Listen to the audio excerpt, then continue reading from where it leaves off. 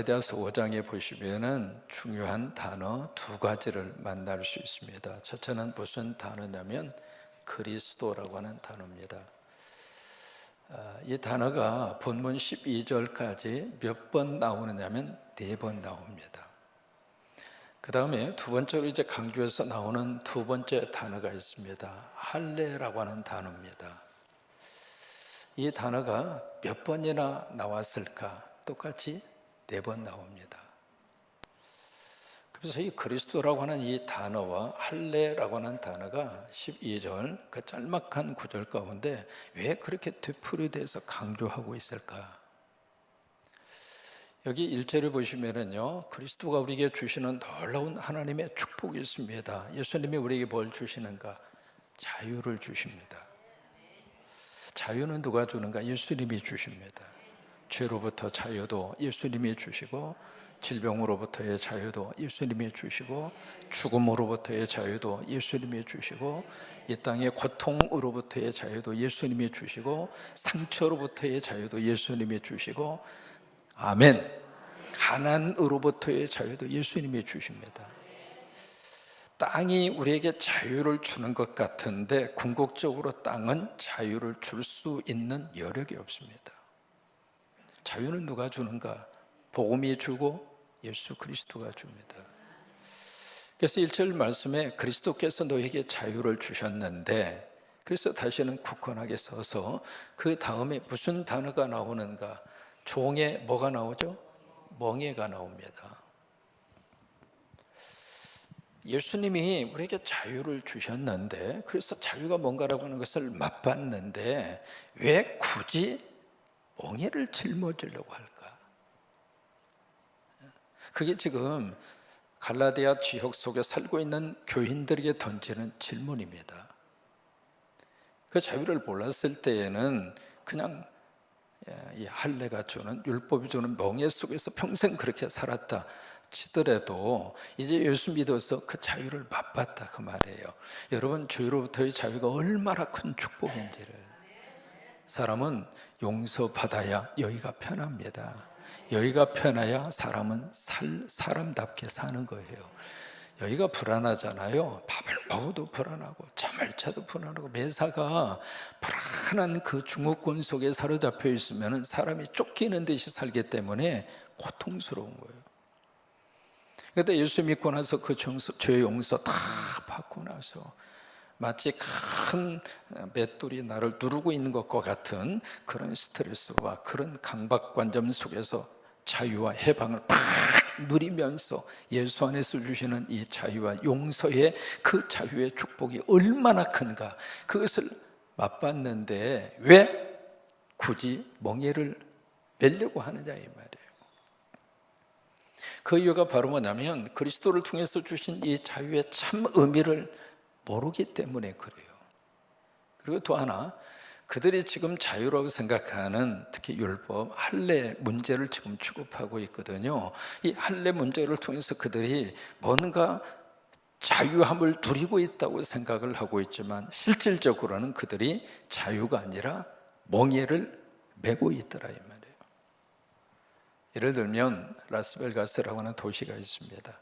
그 도시는요, 비행기에서 딱 내려서 그 앞에 출입을 딱 해서 안으로 들어가면은 가장 먼저 눈에 띄는 것이 슬롯 머신이라고 하는 것이 눈에 가장 먼저 띕니다. 뭐냐면 돈 집어넣고 땡기는 거예요.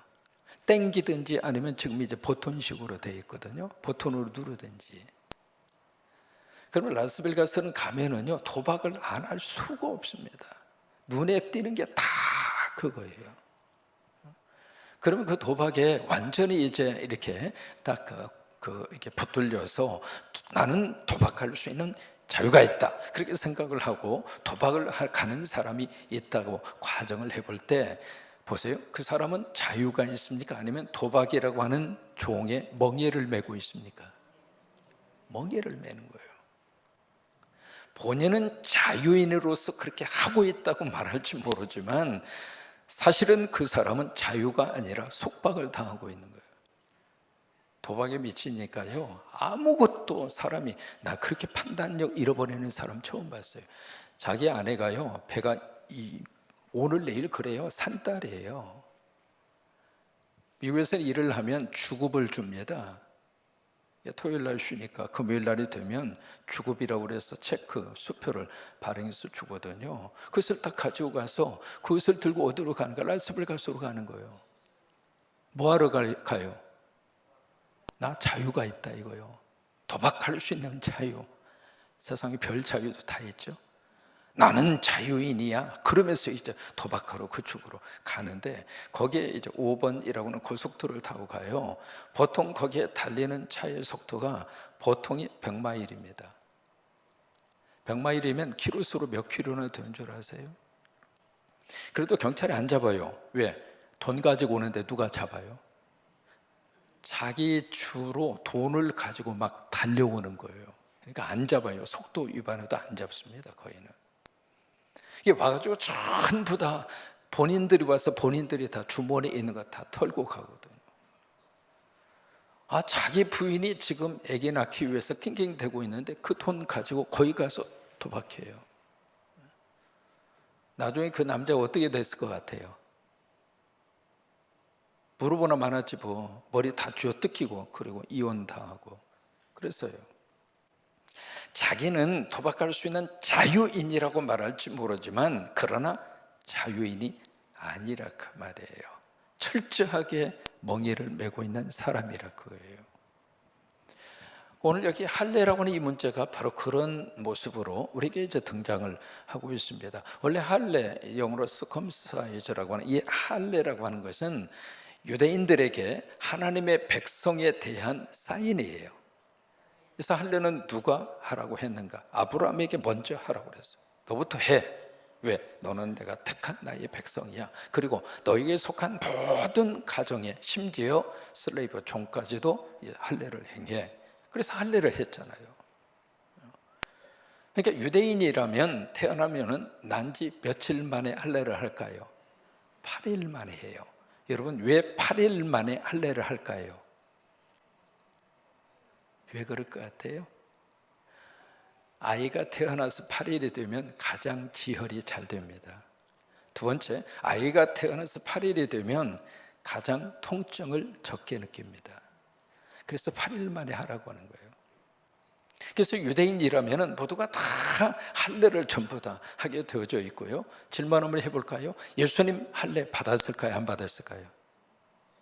어려운 질문 아니에요. 예수님도 유대인이에요. 그러면 답이 나오죠? 할례 받았을까요? 안 받았을까요? 받았어요. 특히 바울 같은 경우에 그에게 늘 믿음의 귀한 아들로 그림자처럼 따라다니는 한 사람이 있었습니다. 누구냐면 디모데예요. 디모데에게 할례를 받으라고 그랬을까요? 안 받으라고 그랬을까요? 받으라고 그랬어요. 그러면 할례 문제에 대해서 그렇게 이야기하던 분이 왜 여기 와서는 이 할례 문제를 이렇게까지 대립각을 세우고 있는 것인가? 이유가 있어요. 그냥 할례만 받는다라고 하는 그 자체로 이 문제가 끝나면 이 문제를 이렇게까지 심각하게 다룰 필요가 없습니다. 근데 문제는 이 할례를 어디다가 딱 이끌어 가다가 접목을 시키려냐면 할례를 받지 않으면 구원 못 받는다, 이렇게 나온 거예요. 그래서 지금 사도 바울이 이 갈라디아에 있는 교회 성도들에게 이건 복음이 아니다. 유대인이면 할례 받을 수도 있고 안 받을 수 있지. 또 하나, 이방인들은 그 당시만 하더라도 할례가 뭔지도 몰랐어요. 그런데 그 할례라고 하는 것을 딱 갖다가 놓고 구원 받을 수 있는지 없는지에 대한 기준으로 할례를 갖다가 들이민 거예요. 그래서 할례를 안 받으면 예수 믿어도 구원 못 받는다. 여러분, 이단이에요? 정통이에요? 이단이죠. 그래서 이제 그 문제가 그 갈라디아에 있는 지방에 있는 교인들에게 심각한 문제가 대두가 된 거예요. 예를 들면 전라도 사람들이 즐겨 쓰는 새 단어로 된 단어가 있습니다. 거자로 시작하는 말이에요. 거시기. 우리 금방 알잖아요. 그러면 거시기라고 하는 말이 우리 전라도 사람들이 있어서는 통해요, 안 통해요? 우리 다 통합니다. 우리 헝가리에 출발해서 세일을 하고 있는 우리 선교팀이 거시기 해가지고 거시기 하는데 우리가 참 거시기하다고, 뭔지는 모르지만 다 통합니다. 그러면 전라도 사람으로서 거시기라는 말을 자연스럽게 우리는 쓰는데, 만약에 어떤 사람이 거시기라는 말을 해야 천국 간다, 거시기라는 말을 안 쓰면 천국 못 간다, 그렇게 이야기한다면 그게 맞아요, 틀려요? 할례 문제가 그렇게 됐다 이 말이에요. 그래서 이 문제를 아주 심각하게 사도 바울이 다루고 있는 겁니다. 만약에 이 할례 문제를 구원의 조건으로 제시한다면 예수님이 하셨던 모든 구역의 사역, 구원을 위해서 하신 예수님의 일은 너희들에게 아무 소용이 없을 것이다. 우리는 십자가만 믿으면 돼요. 왜요? 구원의 완성을 십자가에서 하셨으니까. 그래서 다 이루었다고 하신 거예요. 구원을 위한 모든 일은 하나님이 다 하셨어요. 우리가 할 수 있는 게 아무것도 없어요. 내가 뭘 해서 구원을 만들어 가고 천국 가고, 우리가 할 수 있는 게 아무것도 없어요. 우리는 다만 하나님이 하신 모든 일들을 그냥 아멘 하면 돼요. 그래서 마지막 임종 순간에 가장 강하게 고백해야 할 말이 십자가의 은혜 앞에 아멘이에요. 그만 하면 된다 이 말이에요. 그리고 만약에 이 할례 문제가 구원의 조건으로 딱 제시가 된다면 할례뿐만 아니라 모든 율법을 다 지켜야 할 것이다. 세 번째로, 만약에 이 할례를 계속 그렇게 강하게 주장을 한다면 결국에 가서는 그리스도의 은혜 속에서 너희들이 끊어진 존재가 될 것이다. 그래서 오늘 말씀은요, 이 할례를 계속 주장하는 사람이 어떤 사람들이냐면 이런 사람들을 가리켜서 율법주의라고 그래요. 율법주의. 한번 해보실까요? 율법주의. 이게 율법주의거든요. 그래서 율법주의자들을, 여기 이제 율법주의가 있고, 바로 여기는 바로 뭐냐면 복음주의예요. 복음주의. 이 복음주의의 가장 중요한 특징은 은혜입니다. 은혜와 그 다음에 뭐냐면 믿음이에요. 근데 율법주의에서 가장 강조하는 것은 바로 뭐냐면 행위예요. 행위와 그 다음에 공로예요. 그러면 이 복음주의 은혜와 믿음을 강조하는 이곳은 바로 뭐냐면 이것을 가리켜서 우리가 신본주의라고 그래요. 신본주의. 하나님 중심이다 그 말이에요. 근데 이 율법, 행위와 공로를 강조하는 이것은 바로 뭐냐면 인본주의가 된, 사람이 중심이 된다 그 말이에요. 그러니까 이게 아주 정반대예요. 그래서 이 질문을 던지는 거예요. 과연 너희는 복음 붙잡고 믿음으로 살아서 그리스도 안에서 자유인으로 살 것이냐, 아니면 율법주의에 철저히 갇혀서 율법에 멍에를 메고 율법의 종이 돼서 인본주의로 살 것인가, 그 문제예요. 원래 갈라디아 교인들이 이렇게 믿음 생활을 했어요. 바로 이쪽에 복음을 바울을 통해서 듣고 이렇게 신앙생활을 하다가 여기 율법주의자들이 와서 이 문제를 강조한 거예요. 할례 안 받으면 안 된다. 그러니까 이방인들 가운데 큰일 났네, 할례 안 받으면 구원 못 받는데, 할례 안 받으면 천국 못 간대. 그러니까 너도 나도 할 거 없이 다 할례를 다 받네. 그러니까 이 율법주의에 대해서 오늘 성경에 두 가지로 이야기합니다. 뭐라고 이야기하는가? 7절을 보실까요? 이 사람들을 뭐라고 딱 정죄하느냐면 두 가지로 정죄를 해요. 첫째, 7절에 보시면 같이 한번 읽죠. 너희가 다름질을 잘 하더니 누가 너희를 막아 진리를 순종하지 못하게 하더냐. 이 사람들을, 이 율법주의자들을 뭐라고 지금 이야기하고 있는가? 너희들은 회방꾼이다. 지금 달리기를 잘 하고 있는데 마라톤 42.195km를 막 잘 달리고 있는데 어떤 회방꾼이 딱 와가지고 가는 길을 막고 있는 거예요. 달리지 못하도록. 그게 누군가? 율법주의, 너희들이 그 짓을 하고 있다. 여러분, 믿음 안에서요, 하나님의 진리의 말씀 붙잡고 신앙생활 잘하고 있는데 이단들이 와서 여러분 흔드는 것은 여러분 인생을 완전히 회방을 놓고 있는 방해꾼들이에요. 예수 이름으로 물리치세요. 그 다음에 두 번째로 여기 율법주의자들은 뭐라고 이야기하는가 구절에 보시면 단어 하나가 나옵니다. 누룩이라고 하는 단어가 나와요. 너희들은 바로 누룩과 같은 존재다. 누룩이라고 하는 것은 양은 작지만 이게 많은 부분들을 부풀리게 하잖아요. 근데 여기에 누룩은 좋은 의미에서의 누룩이 아닙니다. 악에 대한 대명사로서의 누룩이에요. 그 누룩처럼 이 복음을 자꾸 변질시키고 있더라 그 말이에요. 진리의 말씀을 자꾸 왜곡을 시키고 있고, 그래서 율법주의, 너희들은 바로 누룩이야. 이 누룩이라고 하는 말은 또 다른 말로 말하면 잡초라고 하는 말과 같은 거예요. 잡초.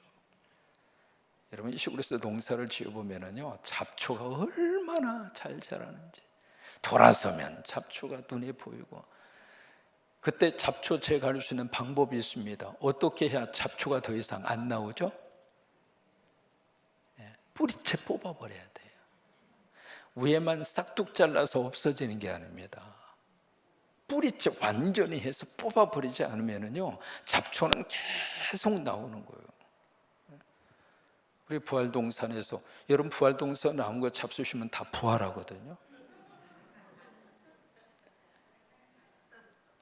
그 이제 지금 굉장히 많이 지금 자라고 있습니다. 거의 심어놓은 게 종류가 한두 가지가 아니에요. 수박에 지금 50개가 자라고 있습니다. 참외도 자라고 있고요, 방울토마토도 자라고 있고요, 그 다음에 청양고추도, 세상에 대한민국이 가장 매운 청양고추가 부활동산에서 크고요, 오이고추도 얼마나 큰지 말이죠. 호박이 얼마나 주렁주렁 열렸는지 앞으로 호박떡은 걱정 안 해도 될 것 같아요. 호박이면 주렁주렁 열수, 호박이. 미나리도 심어놨거든요. 미나리도 있고 부추도 심어놨고요. 그 다음에 옥수수가 슈퍼 옥수수. 세상에 오이가 야구방망이만 해. 얼마나 큰지 오이가. 다음에 제가 오이 하나 따가지고 와서 설교 한번 하려고 그래요. 부활동산에 오이가 이만큼 크다고. 오이가 슈퍼 오이라고 그래가지고 그 중국에서 개발한 건데, 황장노림 친구분이 농사를 엄청나게 크게 짓는 친구분이 계셔서 그분을 통해서 갖다 심어 놓으셨다고 그러는데, 세상에 무슨 놈의 오이가 그렇게 커요. 황씨가 심어서 황소만큼 커졌는지도 몰라도. 근데 그 500평이나 됩니다, 그 밭이. 깜짝 놀라는 것은 잡초가 하나도 없어요. 그래서 원래 이 밭은 잡초가 안 나는 밭인 줄 알았어요. 그래서 장로님, 어떻게 잡초가 하나도 없어 그랬더니, 목사님 잡초 뽑는 이거 무슨 갈고리 같은 거 아세요? 그래서 제가 알긴 뭘 알아요? 몰라요 그랬더니, 세상에 나오자마자 그걸로 다 뽑았대. 그러니까 잡초가 없는 거지. 세상에 밭농사 짓는데 잡초 없는 밭이 어디가 있어요? 근데 그걸 보면서, 야, 우리 장로님이 정말 애쓰셨구나. 여러분 부활동산에서 나오는 것은 무조건 감사를 10번 하고 잡수셔야 돼요. 한 가지 중고등부 친구들이 필리핀에 지금 SVT 준비하고 있잖아요. 필리핀 지역으로 살림비 좀 출입을 준비하는데, 쭉 이렇게 들어보니까 교회에서 이제 한 1,500만 원 정도 지원하고, 본인들이 이제 한 20명 정도가 이제 또 해서 한 1,200만 원 정도 모아진 것 같아요. 이제 먹어야 되고 자야 되고 비행기 타고 가야 되고 뭐 버스 빌려야 되고 쭉 하다 보니까 돈이 조금 부족하대. 그래서 그랬어요. 부활동산에 가서 뜯어다가 팔아라. 그래서 이제 가지고 와서 자판 좀 버리라고 할 테니까 그때는 여러분 돈 내고 사가셔야 돼요. 근데 그 잡수시는 분들마다 다 부활할 거니까 우리 아이들 비전 출입 도와준다 생각하시고, 잔돈 절대, 우리 아이들은 잔돈 개념이 없어. 그러니까 부활 동산에서 나오는 것 같다가 좌판 벌려서 딱 이렇게 팔 거니까 그때는 그냥 아멘 하고 잡수세요. 별로 반응이 뜨겁네 아주. 잡초 다 뽑으니까 잡초가 없는 거예요. 율법주의, 당신들은 잡초다. 그 이야기예요. 잡초다 이 말이에요. 그러면서 이제 뭐라고 이야기하는가? 그 다음에 여기 이제 10절에 그렇게 표현합니다. 뭐냐면 10절 같이 읽습니다. 나는 너희가 아무 다른 마음을 품지 아니할 줄을 주 안에서 확신한다. 참 이게요, 목회자가 양떼들에게 주는 신뢰입니다. 난 당신들을 믿는다. 저도 우리 성광교회에서 목회를 하면서 성광교회 교인들을 믿는 바가 있어요. 우리 교회 교인들은 선교라고 하는 프로젝트 앞에 함께 순종해 주리라고 하는 믿음이 있어요. 저도 우리 성광교회 교인이라면 기도의 자리를 열심으로 사모해서 같이 기도하고, 새벽에 제단을 사모하고, 새벽에 영성의 자리를 지켜가고, 저는 그러리라고 하는 믿음이 있어요.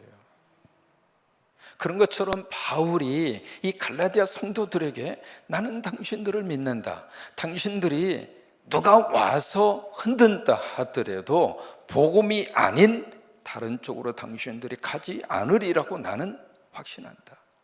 나는 그 믿음이 있다. 부모가 말이죠, 자식에게 가끔씩 한번 이야기하세요. 나는 너를 믿어. 나 너 믿어. 여러분, 그게요, 아이들에게 큰 힘이 되면서 또 하나 부모의 믿음에 저버리지 않기 위해서 최선을 다합니다.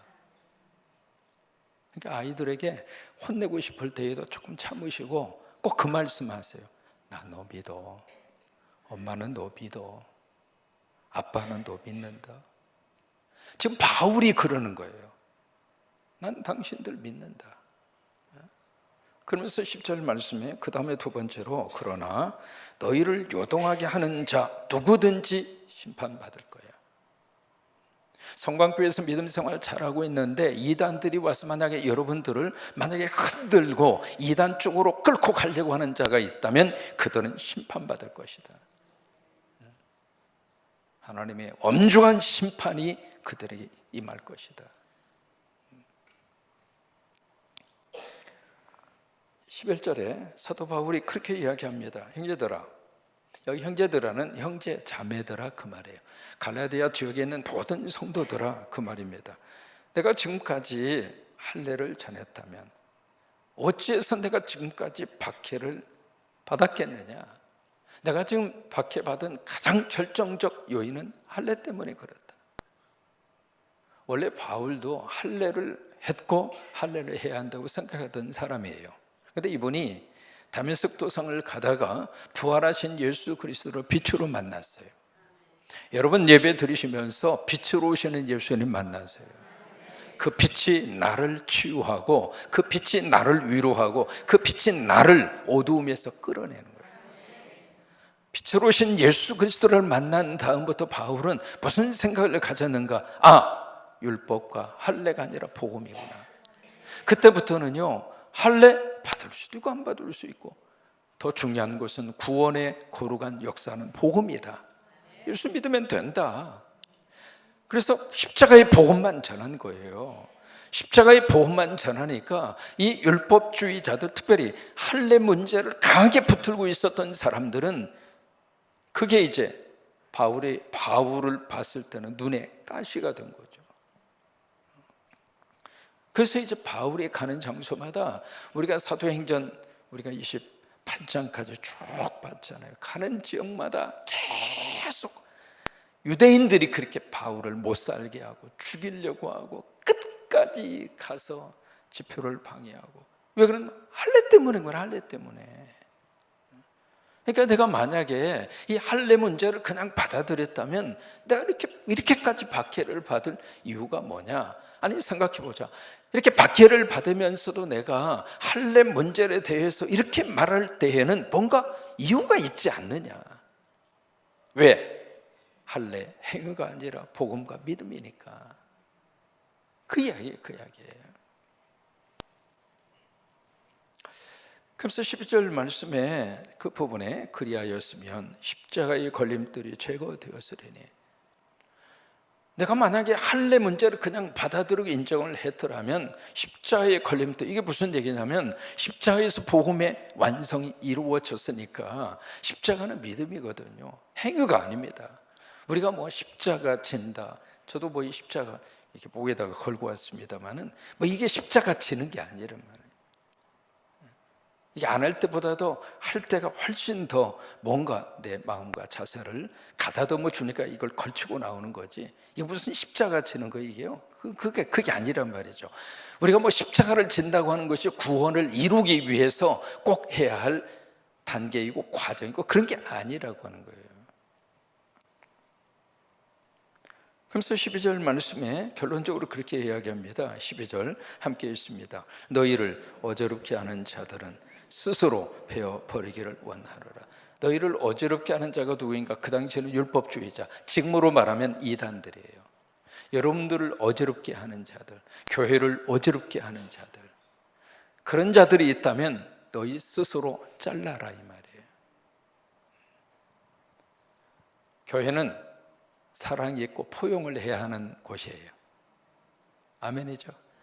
교회는 누구든지 다 사랑하고 포용을 해야 해요. 그러나 교회가 비진리와 이단들까지 포용하라는 것이 아니에요. 독인 줄 알면서도 그 독을 포장해서 가지고 붙들고 있어라, 절대로 그런 장소가 아니에요. 그러니까 어떤 경우가 있어도 교회를 어지럽히려고 하고 교회를 혼란스럽게 하려고 하고, 교회 성도들이 성관교회 오셔서 말씀 가운데 신앙생활 잘하고 있는데, 제가 보기에 여러분들 믿음생활 잘하고 계세요. 이만큼 하면 됐지, 안 그래요? 목사인 제가 봤을 때 우리 성관교회 교인들처럼 신실하게 신앙생활하는 사람 우리끼리 이야기지만 여기 다른 데 못 봤어요. 이 정도면 됐지. 이게 신앙생활 잘하고 있는 여러분들을 이상한 죄가 와가지고 그쪽으로 꼬드겨서 이렇게 하려고 하는 이단들이나 잘못된 사상을 가진 자들이 있다면 용납하지 말고 잘라버려라 이 말이에요. 오늘 하나님은 질문합니다. 그리스도냐 아니면 할례냐? 나는 어느 쪽에 속해져 있는가? 나는 복음으로 믿음을 붙잡고 자유인으로 살아갈 것인가? 아니면 율법 속에 갇혀서 종의 멍에를 메고 그런 모습으로 내가 지금 살고 있는가 스스로 생각하면서 더 이상 종의 멍에를 매지 마시고 예수님 안에서 자유의 축복이 있게 되기를 주의 이름으로 축원합니다. 어디까지 자유인가? 죽음까지의 자유입니다. 이거요, 땅에서는 주어지지 않는 자유입니다. 거기까지의 자유를 복음 안에서 누리시라고 말이에요. 이혜령 박사가 암에 걸려서 다른 사람 다 치유받을 때 본인은 나는 죽음을 직면하겠다, 난 죽음으로도 피하지 않겠다. 그래서 그 유명한 그 모리의 하루처럼 그분이 이제 그 대담을 하면서 마지막 책을 남기고 갔잖아요. 근데 그분이 그 대담 속에서 참 뭘 느끼느냐면, 아, 이분이 정말 복음 안에서 그리스도를 만나신 분이구나, 그걸 느낀 거예요. 여러분, 죽음까지도 고린도전서 15장에 있는 말씀대로 죽음아 네가 뭐냐, 사망아 너 뭐야, 네가 쏘는 게 뭐야? 아니, 사망을 향하여 담대하게 질문을 던지고 사망과 맞짱 뜰 수 있는 사람이 누구예요? 예수 믿는 사람, 복음 있는 사람. 그 사람은 사망과 맞짱 뜨는 사람이더라 이 말이에요. 거기까지의 자유예요. 거기까지. 오늘 이 은혜가 여러분 가운데 넘치기를 주의 이름으로 축복합니다.